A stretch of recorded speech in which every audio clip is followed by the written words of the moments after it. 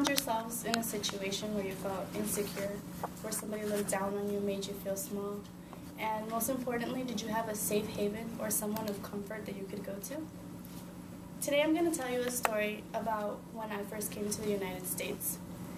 And I faced many situations. I faced change. I faced a new place to live in, a new family. And most importantly, I had struggled to accept myself and accept that I was going to be different from everyone else. First off, I'd like you to envision a little girl about this tall with crazy curly hair, and she's physically glued to her grandmother day and night.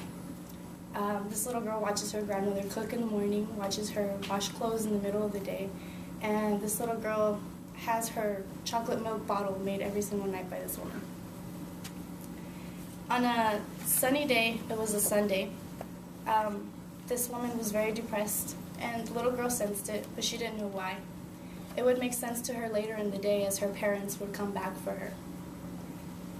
My father was a criminal, and so he abused my mother, and my mother ran away from him. She came to the United States and left me in the hands of my grandmother. But once her life stabilized and she had a way to care for me, she came back to Mexico for me, and she brought me to the United States. And that's why my grandmother had been so sad. The shocker for me was that my grandmother did not return for me. My mother did not return for me alone, as she had remarried. And so when I came to the United States, I had a new mother, a new father, and I missed everybody that I had grown up with. The first change that I noticed when I arrived was the houses, as every house looked identical to me. There was no personality in the streets, and I was accustomed to the small dirt roads and colorful houses everywhere. And no matter what anybody did, I found no interest in these boring houses, so I was not happy with where we lived. And the second change that I noticed was the way people acted towards each other. People didn't talk to their neighbors, people were quiet, and that was something that I was not used to. And the final most intense change that I had to adapt to was a new family, as my stepfather's family was not accepting of me or my mother, and they were very unhappy that he had adopted me into his family. So once I realized all the adversity I would face in that family, I realized that I was going to have to put up with my situation, and me and my family had to make a choice whether to give up or to unite and persevere. So I want you all to think, if you were in such a situation, would you give up or would you pick the harder choice to unite? Me and my family made the wise choice of uniting and persevering, and we have done a fantastic job.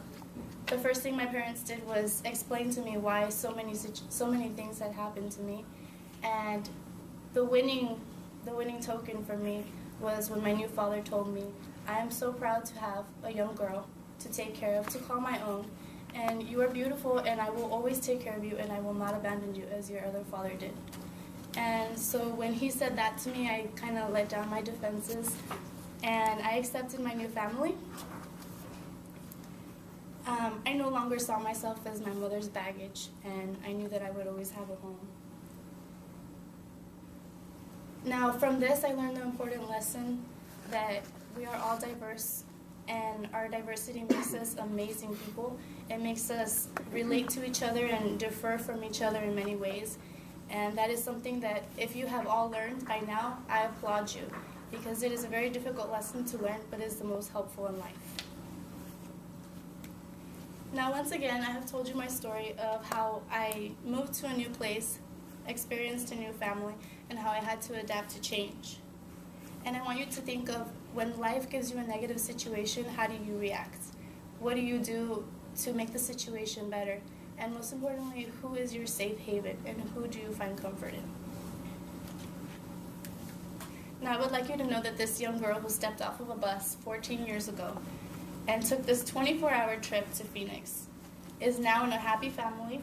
She is comfortable, and she lives in a small house with lots of expectations and an abundance of love. Thank you.